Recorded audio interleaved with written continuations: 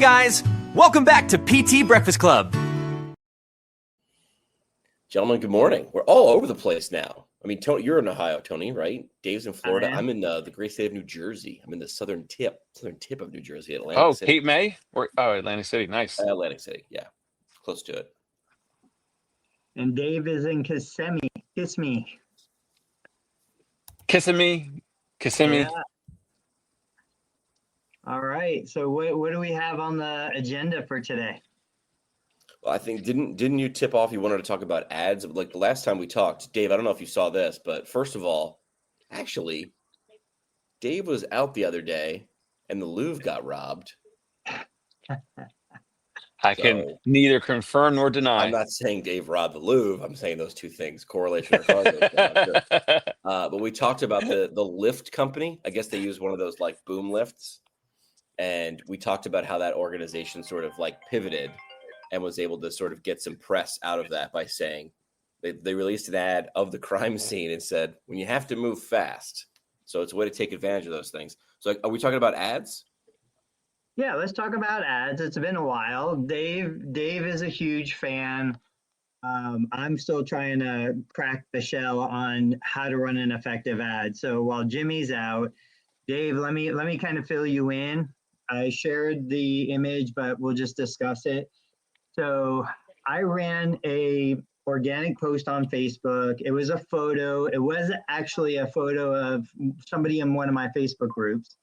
Bilateral knee replacement, sitting on a kayak. It showed both knees, both incisions, and this person paddling or rowing or whatever you do when you're on a kayak.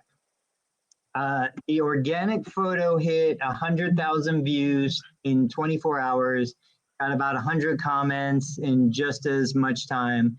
I was like, hey, I'm going to turn this into a paid ad. Now, for people watching, my understanding, and I am completely an ignorant person to paid ads, you don't boost it because when you boost it, you don't have control over it. So I go into Ad Manager, I think that's what it's called. I start to create the ad. It says, you want to use an existing post. I say, yes, I choose that post. Now, where I dropped the ball, I did not change any of the verbiage in the post. So it doesn't even look like an ad, but maybe that's a good thing. I put a $3 budget a day. I limited it to, I think it's 15 miles around the zip code for my physical therapy clinic. And I'm just going to see how it goes. I'm going to see what that does. That started yesterday. It's had like 2,000 views or something. So give us some context around that general strategy. That's a solid start. And I'm no pro. I mean, I think, Will Boyd and many others, I've always outsourced my ads. So I would do the same thing if I were you in Facebook Ads Manager. I never set up a campaign. The one thing is from Hormozy and others is just testing a lot of creative. So maybe it's variations or versions, like maybe you put it in ChatGPT or Photoshop or whatever, and you kind of change the video or the picture, the image of whatever the ad is. So changing the actual creative oftentimes can be like one of the biggest levers to pull. But I would just do the same thing. I would start the same way as you. Historically, I just never wanted to learn it. I just never wanted to learn all of it. So I have always just outsourced it to people that already know what to do. Yeah, you got to pay them, but I kind of look at it as like you're starting on first base, maybe not second base, but you're starting on first base rather than figuring out everything on your own. So I think that's a good start. And then how long, I'll ask you a question.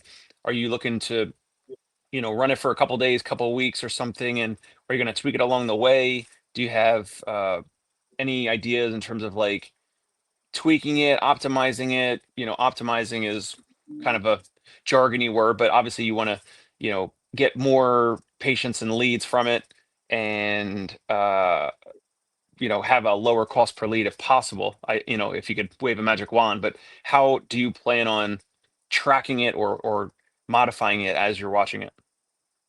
Yeah, so through Ads Manager, obviously you get more analytics than you would if you just boosted a post. I shared one previously, September 24th. I'm looking inside my account right now, even though you guys can't see it. September 24th, what I did was I guess they call it a carousel. It was like 4 or 5 photos, all showing knee replacement range of motion images. So like a knee with a goniometer, and these are real cases from my clinic.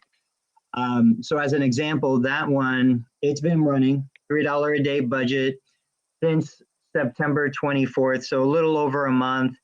It generated an estimated 11 calls during that time. Cost per call is $8.13. Total spent on that campaign is $89. Now, Amazing, by the way, even for in-network, well, amazing. here's the problem, though. Here's the problem. I have no idea who those 11 calls were. Now, so with Facebook through Ads Manager, you can put a button that says call now. You can put the telephone number behind the button. So when they click the button, supposedly it calls the clinic. I cannot tell you if any of those calls turned into appointments. I can't tell you if any of those calls were existing patients that just saw the ad. I did have one patient that said, "Hey, I saw one of your videos on Facebook the other day." I have no good tracking, no good mechanism of knowing conversions or anything in my mind. And keep in mind, it's my wife and I who are answering the phone. Occasionally, it's my physical therapist assistant. So we know every call that comes in. We do have it set up where if the call goes to voicemail, the voicemail gets emailed to us and text to us. We don't miss a lot of calls. Like immediately we respond either with a returning text message or an actual callback. But I still, from my knowledge, I have no reference on those 11 calls that Facebook is telling me came in. So it seems cool, but I can't really say it turned into dollars in my bank account. To answer your question, though, yeah, the plan would be let it run for a week or two, see what it does, then maybe start to tweak the copy, because I haven't changed what was written in the post. It's still written like an organic post, not an ad. But maybe then I start to go back to ChatGPT, put the copy in, which, by the way, for reference, my wife saw it last night. She was like, "Hey, you're running an ad?" I'm like, "Yeah." She's like, "A ton of comments." I'm like, "I don't even know what it says." I never even read the original copy from the organic post. And so I still haven't. I read so slow, it would take me forever. I just let it go. But yeah, every week or two, in my mind, we would modify it, update it, see if it actually leads to conversions. But the main takeaway is I'm never gonna just run a cold ad again. I will take proven posts that are reaching organically, turn them into local ads, limit it by geography to the zip code, put some money behind it, and just let that go. And worst case scenario, I just get more ads on my Facebook account. I'm averaging 3 million views a month right now. And for reference, think about what I just said. I'm going to tell you guys in a minute how much the organic post generated, because that's the budget I'm using for the ad. So it's like it's nothing out of pocket. Nothing no, out of it's a net pocket. loss of zero. So we're talking about, I want to just, when we get a second, I want to talk about marketing attribution really quick about that, because I have a potential cheap, simple strategy on how to track which calls come from that ad. Let's do it. Tell me. Okay. We use an answering service, but you could literally, I think there's dozens online that are, typically they're US based individuals who read your call script. They answer the phone. This would be a different number. So you could get a different local number. Either you buy it yourself as the business, you buy your number and you import it into the answering service. You give them the ability to answer that phone number. The user on Facebook is not typing in a number, right? So they're just clicking, click to call or whatever. So they Right. don't even really see what number it is. So the number could be a different area code, although you probably want some Ohio, based nearby area code for the phone number. It would be a different phone number. It gets routed to a $30 a month answering service, and after a certain amount of minutes per month, they'll charge you like, I don't know, like a 50 cents a minute or $1 a minute. It's like, it's so nominal. Like, I think the most I've ever spent for an answering service was like 1,000 a month. I mean, but sometimes it's like a couple $100 a month, depending on calls, because it's based off of like per minute after you hit their threshold. So I think maybe some months $1,200, $1,500, but it's like better than paying for an actual human that is full time or part time that works for my practice. They'll answer it on, 3 a.m., 7 a.m., 8 p.m., 9 p.m. at night, 10 p.m. at night, holidays, whatever. So the phone always gets answered. You go on Google, you could pick any of them. I don't even have a affiliate fee, affiliate link, whatever. You go on Google, you find an answering service. You use a number through their service, or you buy a local Ohio-based area code phone number. You use that phone number for this particular Google ad, the whole ad. Then the calls get routed through the answering service. So someone that's not at your practice answers the phone. Oh, you can put in the script like, oh, this was you clicked on it. Most likely you clicked on this Facebook ad, right? And then they get the name, phone number, contact, email, whatever questions, what any other contact information you want to get. Then the answering service company that is you're paying basically pennies on the dollar will email you and text you a breakdown and an audio file of the call, a breakdown of the call and an audio file of the call, so you can listen and make sure, oh, that was perfect, or that person, that agent at the answering service was not good. Never have them answer my phone number ever again. But marketing attribution, now you get, 3 calls that go through this answering service. You know for sure that 3 users converted. They didn't call your clinic. They didn't call and your clinic forgot to ask them, hey, how did you hear about us? Oh, I clicked on this Facebook ad. Or people don't even know that they clicked on a Facebook ad. They thought it was a post. It used to be a post for you. You made it an ad. You know what I mean? So even potential patients are not going to say, oh, I clicked on this. I converted. I clicked on this Facebook ad. That's the fastest, easiest, cheapest way in terms of tracking converted calls from a paid ad campaign, in my opinion. Maybe Will Boyd's got another idea and we can bring him on next time, or anyone else. But what do you think of that, Tony? I like it. I think, it's still probably out of reach for a lot of smaller providers. How? It's so cheap. $30 a month and then $1 a minute. I mean, it's nothing. How much a month? 40?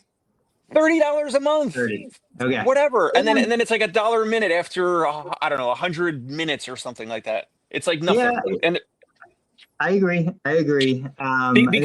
Because then if your ad campaign converts, you're pouring more money in, but you're seeing how many calls convert. And then you track those people in a spreadsheet or something. You track those 3 or 10 or 33 patients that convert on a spreadsheet.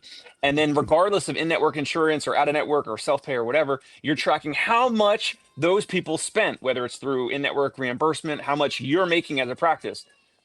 So then you see, I paid Facebook $300, but then I made, I don't know, $2,000 or $10,000 or whatever on the other side. And then you could just continue to reinvest that way. And every time you're using house money.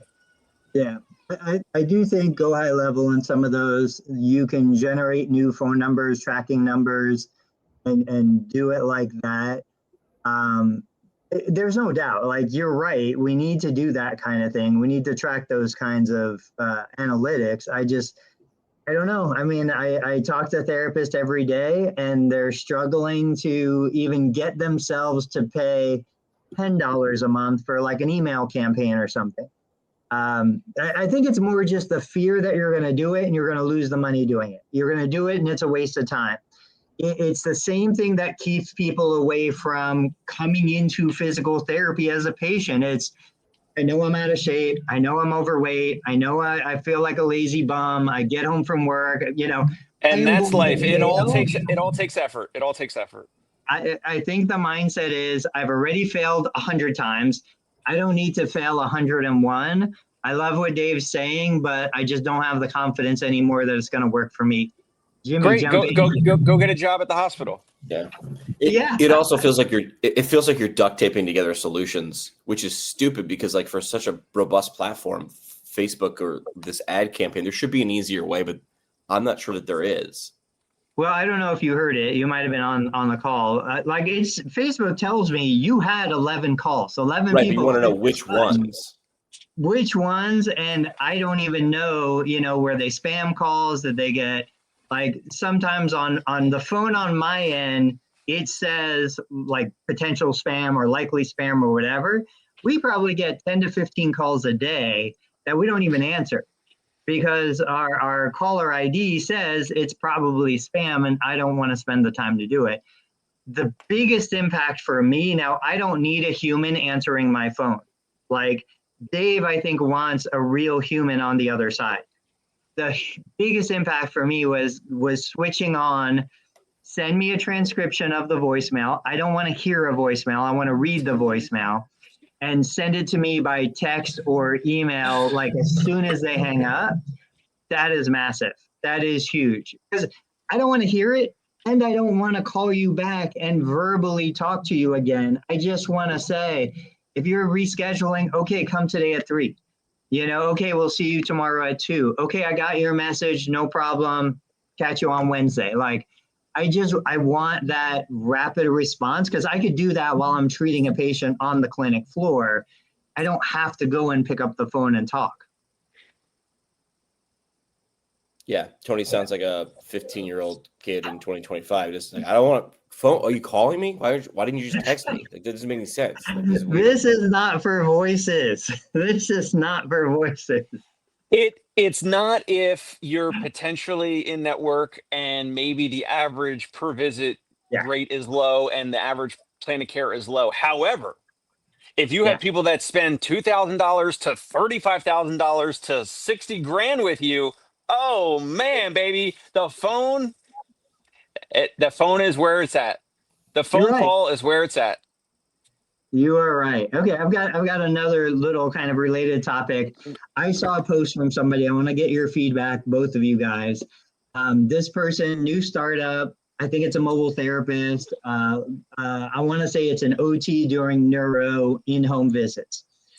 They're thinking about spending $500 to go and have a table or a booth at a Chamber of Commerce meeting event.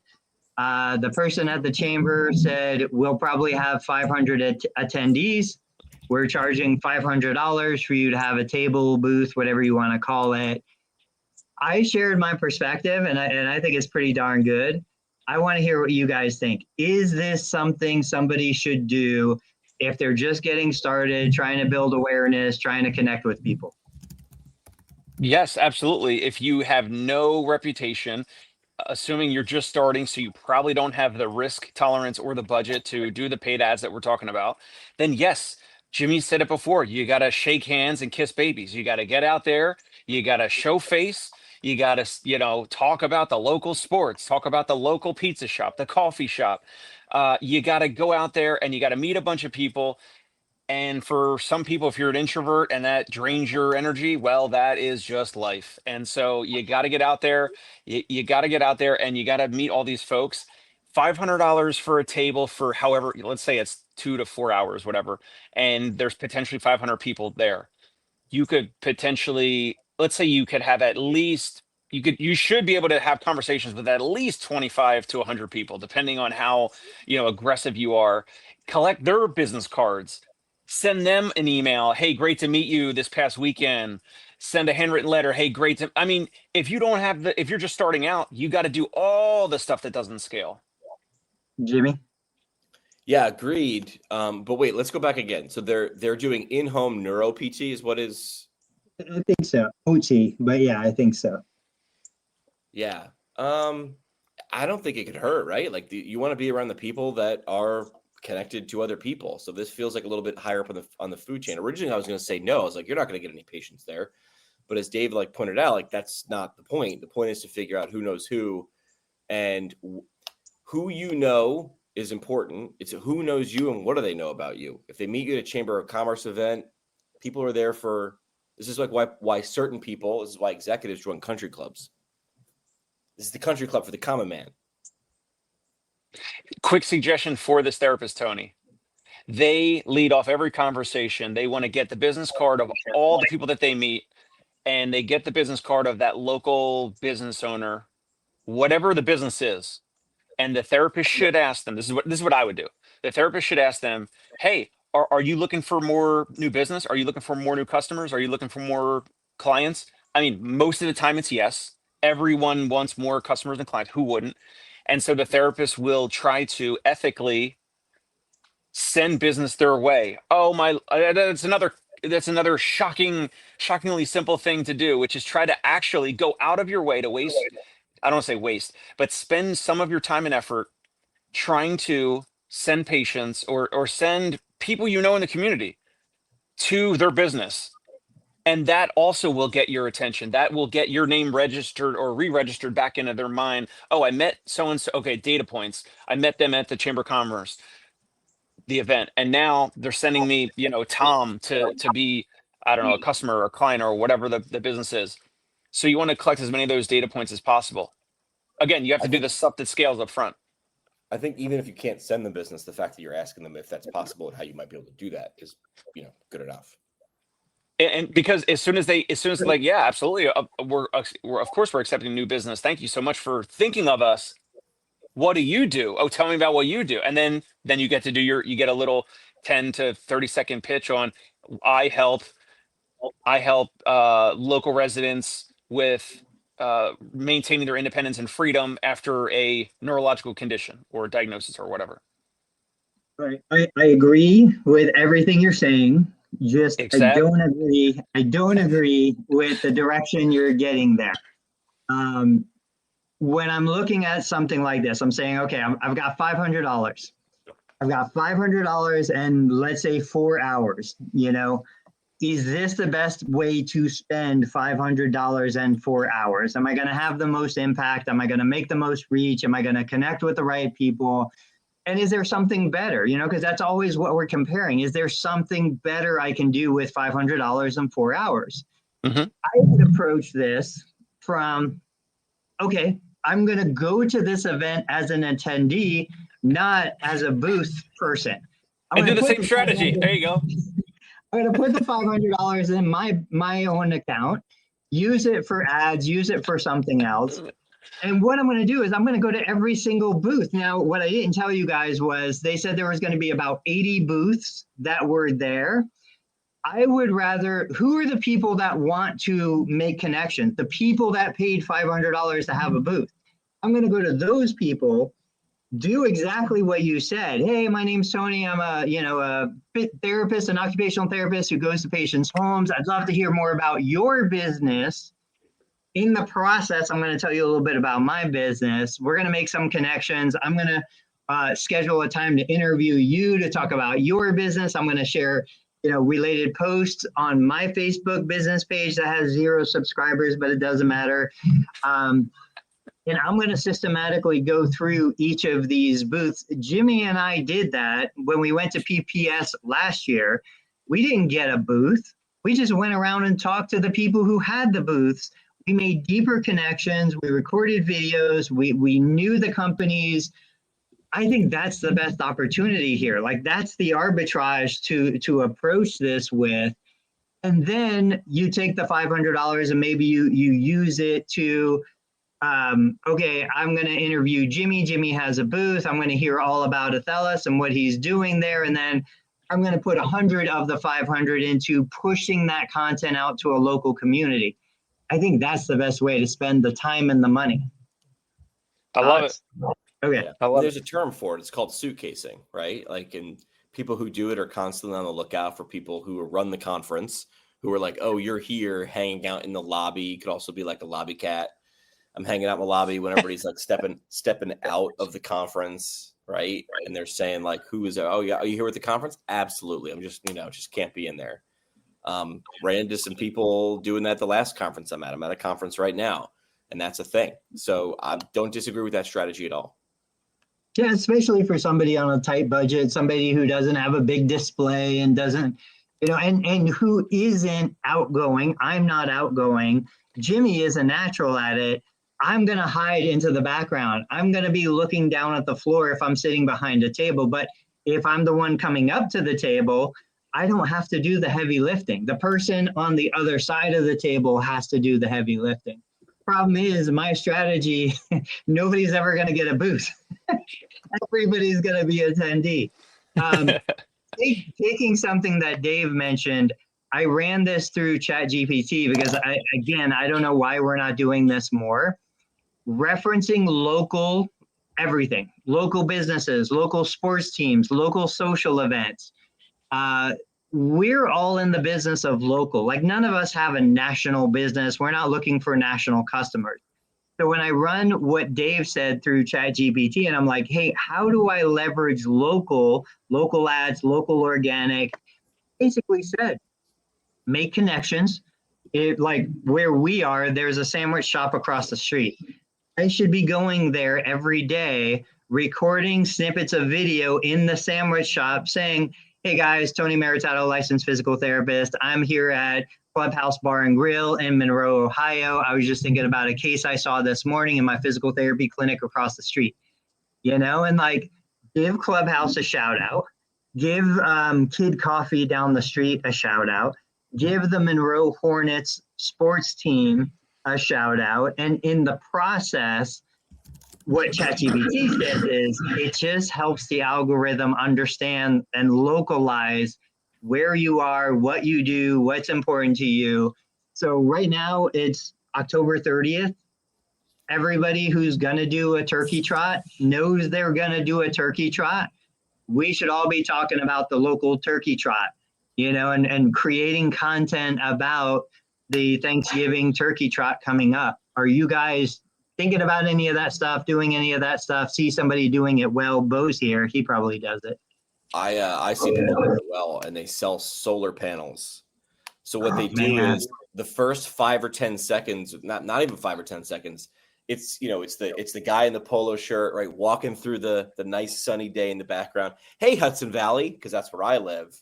And then it cuts away to, again, the voiceover, the generic voiceover, but with B-roll shots of where I live, the Newburgh Beacon Bridge, or, like a nice drone shot of rolling hills for the time of year that it is. And it makes it feel like that thing was designed in that specific area geographically. If you're living in the Hudson Valley, you're missing out on other people in the Hudson Valley have done this. People like me do things like this. So yes, that is the answer. I know Dave talked about even just like the views and going across the street. What have you done? I actually had a little serendipity last week. So I was walking by a small fitness studio, a personal training studio that I had seen for the past couple of years. I never, the trainer was always with a client. I walked by, the trainer's actually standing outside, kind of like on like the, like the fence, like the wall area on his phone. And I walk by and I go, hey, is this your place? And he's like, yeah, I'm Terrell. What's up? I'm a personal trainer here. We get talking. And he's like, oh man, you look good you should do video. I'm like, yeah, I'm trying to do more video and all that. And we pull out Instagram and I'm like, oh yeah, let's connect. We talked for a few minutes about physical therapy and personal training and all that. And he's been in the neighborhood since COVID and he had some adversity with that. And then I pull out my Instagram for him to type his username into my Instagram. And he's like, oh, at Saigon 77. He's like, Charles, this other personal trainer that happens to be like a, French pastry chef also. I'm like, oh yeah, I know Charles, blah, blah, blah. And so now this trainer, Terrell, also, so he's got a couple thousand followers on his hyper local Park Slope personal training Instagram. And then he's got a separate account that's got like 10,000 followers, and it's all like pro sports. It's exactly what you're talking about, Tony, but he's just doing pro sports. It's got 10,000 followers, but I don't know why, because I don't know how that national pro sports thing could actually help his small business. But then I just stopped in for the second time this past week, and he's like, oh, I'm going to convert the basement into like a podcast studio. He's like, you should come on.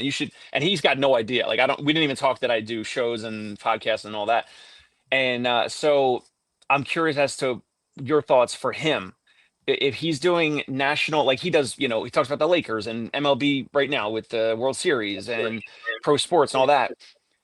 I think, Tony, you already outlined like your ideas of like going around doing videos in different businesses, highlighting different businesses. Why wouldn't he, or why wouldn't I do that? Why talk about pro sports when that's covered everywhere else with, ESPN and everywhere else? And why not cover local things, other local things that actually matter to the community? That could be his client or my client. I think a lot of it, it's a combination of what are you comfortable with? What are you confident in?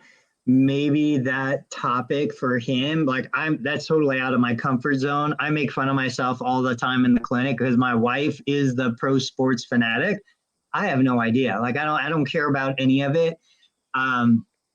But if that's in his wheelhouse and he can speak confidently and he gets energized with it, even if it doesn't necessarily hit his exact audience, I just think it helps grow his reach.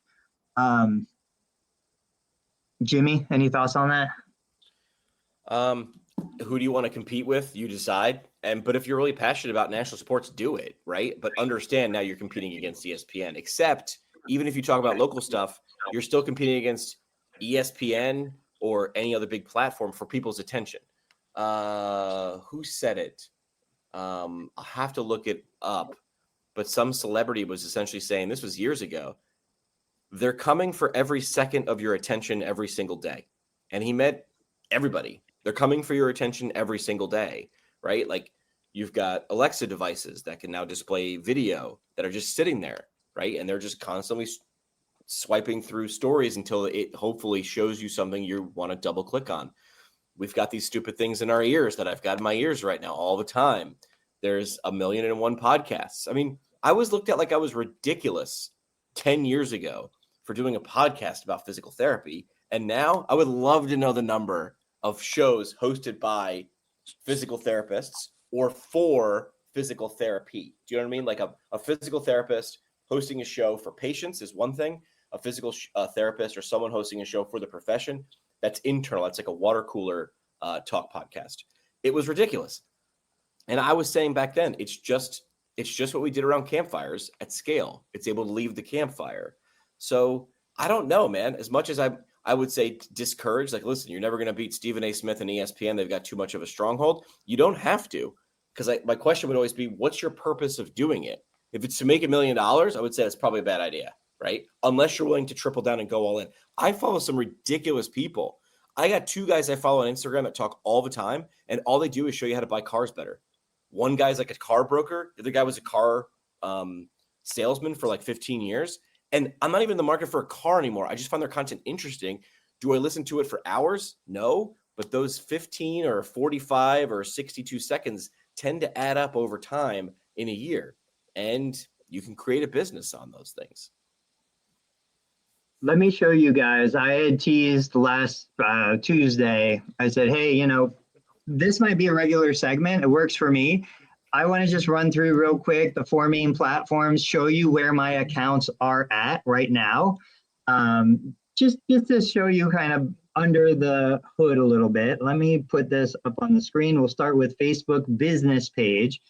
Jimmy, if you want to make that bigger, do your magic. This is actually the post real quick that Dave and I were talking about at the top of the episode. So before I ran the paid ad yesterday, it was at 2,000 views. Now it's at 121, but this has, generated $23. So even if I just dump the $23 back into paid ads to increase the reach and try to generate some conversions, it's a pretty simple strategy to take what's working and just double down on it. Don't waste time on what's not working. If we take a look at this account at large, kind of big picture, here we go. So over the last 28 days, 3.1 million views. It's down about 8% from previous, but you can see here on the last couple of days, it had a huge uptick, 145,000 views, 155,000. Each day it's moving up. A big part of that is that photo that I shared, and then another video that's been doing really well. For earnings, just so you guys know, this is a monetized channel. So this channel has generated $560. Again, you just throw that money back into ads. I can throw that money back into the investment for growing the channel. So Instagram, right now, I don't do anything with Instagram, but what I post on Facebook goes over to Instagram. 1.2 million views in the last 30 days, and the follower count is 13,000 right now. I don't know, for a while I was adding about 1,000 followers a month. I started working on Instagram, like revived the channel. The channel was dead about 12 months ago. TikTok, 6,300 followers. Same thing, same videos. You can see like here, this one I put up a couple of days ago. It's at 10,000 views. I don't have any. What? Oh, shoot. We're still seeing the Facebook data. Okay, here. There we go. Okay, TikTok. No viral videos lately, just normal stuff. And then I'll bring you guys over to YouTube. Big old toilet. 77,000 followers, subscribers, and YouTube's been pretty dead. 800,000 monthly views, $500 a month in revenue. I don't know. My YouTube used to do like 1,000 a month. It's just, on the year, we did 10 million views on the year, about $10,000 in ad revenue. But the last few months have been kind of down. So I just wanted you guys to see, like, this is a side gig. It's not a full-time deal. This is something I would be doing for fun, but it's building assets, building value, extending the reach. And I will say real quick, that is what brings more opportunities than just patient care. Those assets are what bring product companies to me. They bring paid endorsements to me. I was just showing my 12-year-old in the car this morning waiting for the bus. Look, we did like 60 or 70,000 in income from digital opportunities like that over the last 12 months. I want him to see that you can have your W-2 job, but you can also do this other stuff on the side. Dave? So your Facebook and your YouTube, Tony, for the Total Therapy Solution videos, your whole approach for that is to just get more views, right? Just to grow both the Facebook page and the YouTube channel. Is that correct? Yeah, I'm kind of in between. If I went straight up Mr. Beast, just get views, I would probably post more sensationalized stuff, more triggering stuff, more, algorithm friendly stuff. I'm still in between saying, okay, we do want to get some patients. I had several patients come in recently who were like, I found your YouTube channel. I love it. So I do maintain a level of professionalism through it. But the ultimate, yes, the goal is just give me views. I don't need more patients. I've got a full clinic. And then I'm gonna, either sell those digital assets. I'll sell the YouTube channel, or I'll monetize it in different ways with product companies. So to monetize it with product companies or elsewhere or otherwise, have you thought about or considered videos from other physical therapists? I know you already record a ton of videos, but have you done that? I mean, do you want patients to always see the videos that are in your clinic, your brick and mortar? Or have you thought about other therapists sending great, because you always comment on interesting or great videos of other therapists on Facebook that we see, and you're supporting other therapists and all that. But if they also helped you with kind of like that user-generated content, could that help you grow your channel, get more views, get more product endorsements, all that type of stuff, grow both of those channels to potentially sell them later? Is that something you ever thought about? It is. I've tried different experiments with that. It's never really done anything. At the very basic level, what I've said is, look, I've got these assets. Let's use them to leverage other channels for other therapists. Again, Mr. Beast is doing that. He's using his team to push other content creators out. So I've reached out to therapists. I'm like, hey, this is a great video. It's got 20 views. It deserves way more than that. If you want, bring the video onto my channel. We will absolutely tag you, mention you, push traffic to the best of our ability to your channel, but you can use my platform. And it just never really works. I think it goes back to thinking about patients who walk into my clinic versus patients who walk into your clinic. patients walking into my clinic, they're not working out already. They're not really interested in that. That's not their primary passion. So a lot of what I see, most of the population out there, therapists, they're like half-hearted. It's maybe I'll do it. It's very wishy-washy. There's no real passion and drive. Now, I will say, there are some therapists that take the bull by the horns. Charles Lockwood, great example.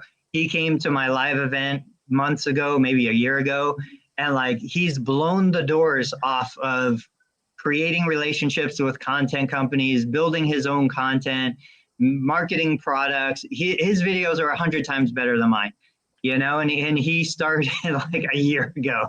It's kind of insulting, hurts my ego, but yeah, I've tried. I've never found a formula that works for me to do that. I haven't done it with non-therapists though. I haven't reached out to fitness influencers and massage therapists and other people. I've always kind of stayed in the realm of PT, OT, SOP.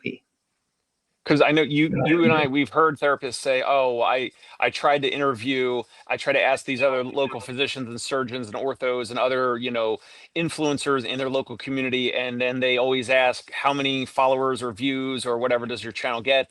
And then they're like, oh, I just started. So it's like basically zero. And then like some of those people that they want to get in front of, that they want to try to help get exposure or, you know, communicate with on a Zoom call and then post online, they're getting shut down from those influencers. So that's why I was asking you, would you be open to some of those videos being posted almost, I don't know, is it not evergreen, but like, or not white label, but whatever, like posted on Total Therapy Solutions?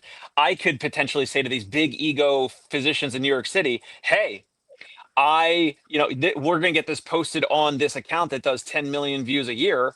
Who's going to, and let's just say, I haven't done it. I've talked to Nate, my my podcast producer, about making a New York City PT, you know, YouTube channel, or not PT, but like health and whatever, like the stuff we're talking about. I could take one ortho or surgeon or physician interview. I put it on that new channel that is crickets. And then if Tony's okay with it, we put it on his channel. I reach out to these physicians and I say, hey, we're going to get it on Total Therapy Solutions account that's got 10 million views a year.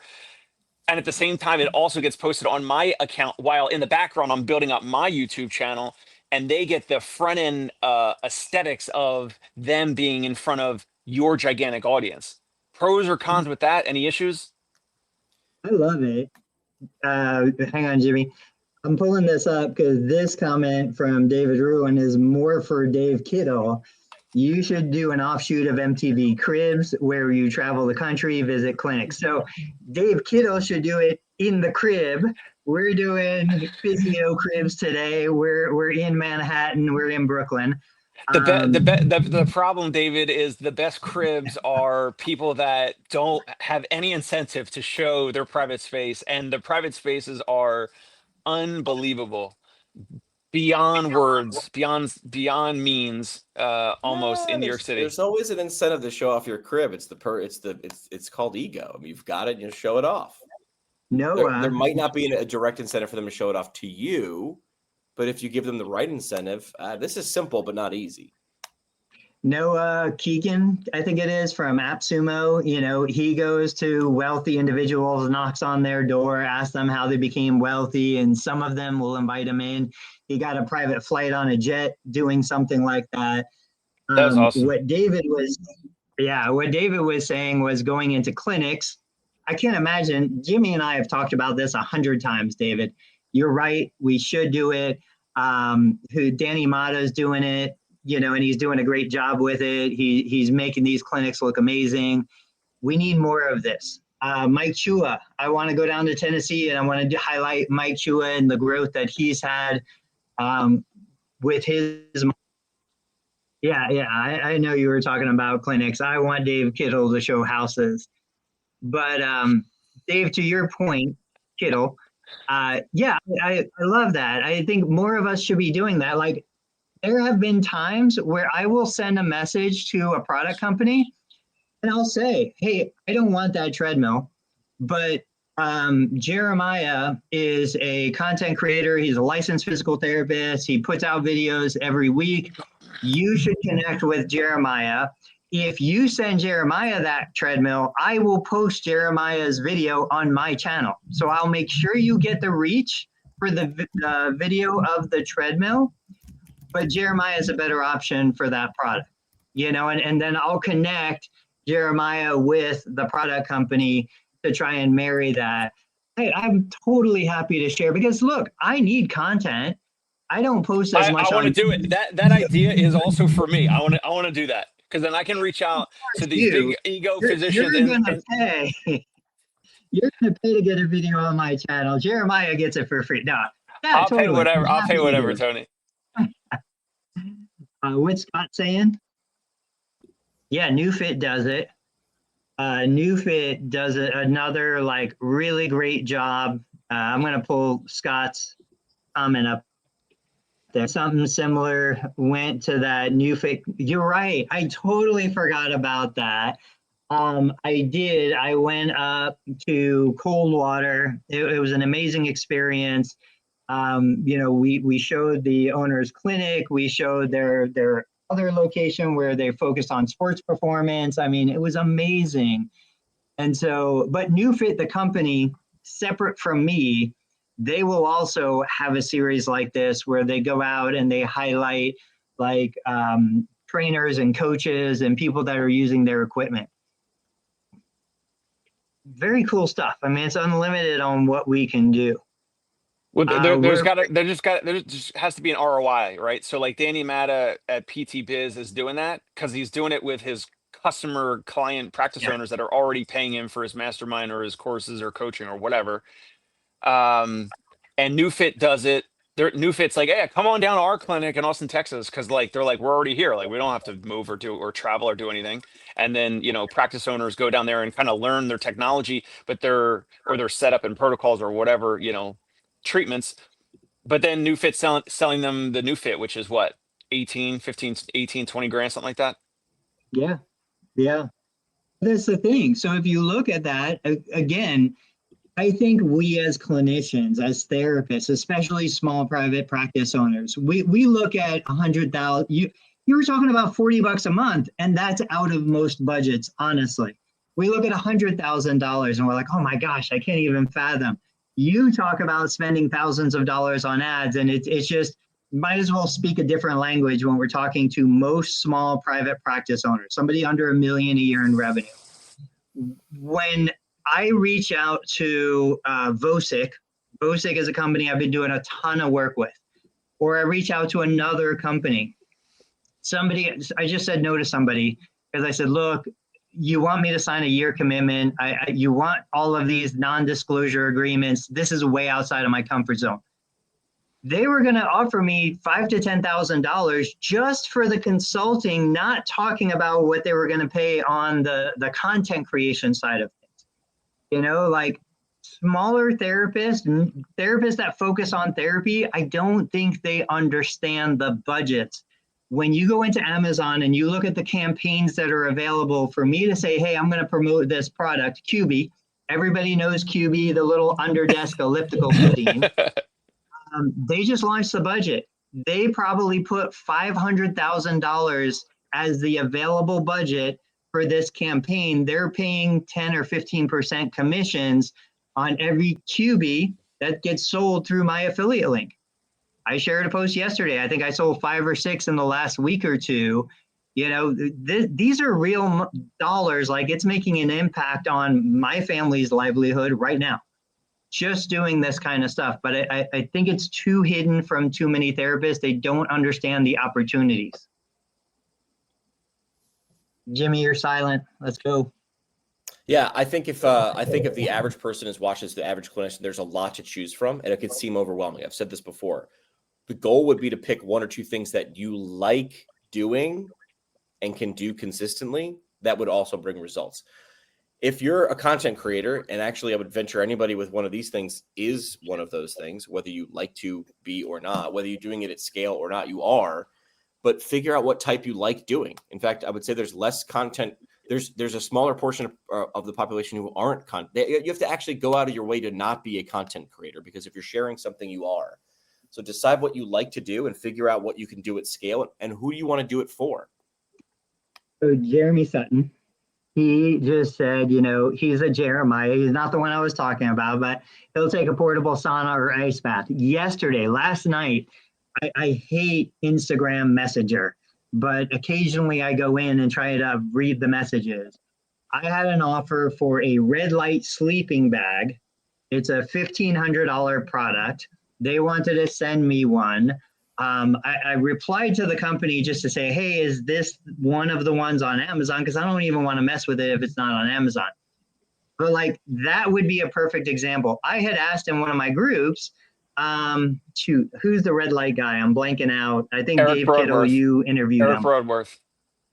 Did I freeze? Yeah. Eric Broadworth. So I reached out to Eric to say, hey, what, is this product worth anything? Like, what do you think? You're the expert. That's a perfect example. I'm not going to take a red light sleeping bag.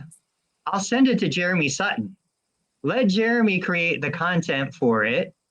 I've done it with other products. Jeremy has recorded content for other products.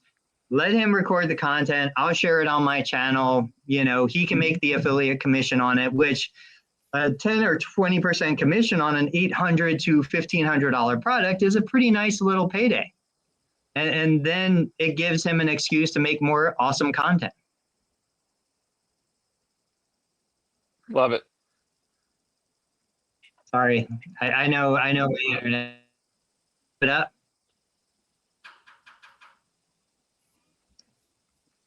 Tony's paused. Jimmy, what do you got? We got about 9 minutes, so not enough time to get into something big enough. You want to guys want to do parting shots and bail? Yep, let's do it. All right, Dave, what are you focused on? Dave Kittle, go ahead. Just continued video. I mean, I have a bunch of stuff like Tony. I'm starting to accumulate a digital folders worth of videos that I need to start putting out there. And I'm not as good as Tony of putting them out or Jimmy, just putting them out and like not even worrying about like the captions or any hashtags or whatever, and just like posting the stuff. But I'm at the point of like, I just like to outsource this type of stuff. I just don't like to even deal with it. So like I'll record the video and maybe drop it in a Google folder and then have some other, agency have some agreed upon schedule of when this stuff's going to go out. But regardless, it all goes back to video, getting out more video about what you do to get in front of all different types of consumers and decision makers, potential patients, clients, all that. Literally, there's no downside. So just video, video, video. Yeah, I can't agree. Double down. Video and AI. If you're not doing video and AI right now, together or separate, you are not prepared for 12 months from now, 5 years from now, or beyond. You have to build those skills now. Yeah. It wasn't just because I said it. I was saying it because smarter people than me were saying it.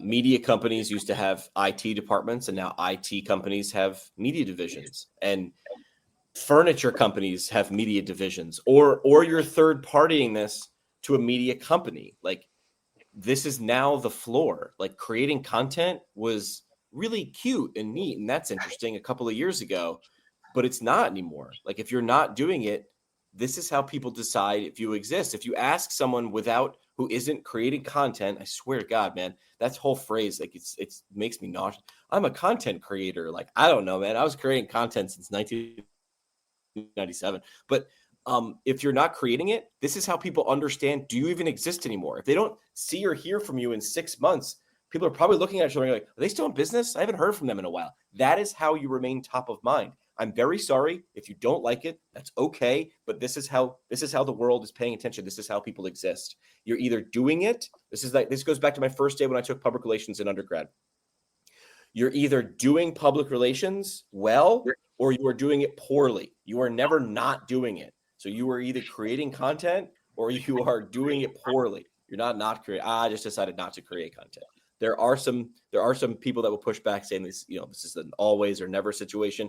For the most part, in the center of the bell curve, you're either making noise or you're quiet. And if you're quiet, you're dead. All right, guys, we're done. Dave, enjoy the swamp. Enjoy Kissimmee. Thank you. It's beautiful down there. Hopefully you get an airboat ride in or something. Guys, come back next week, Tuesday, Thursday, 8:30 a.m. Eastern. We will see you guys then.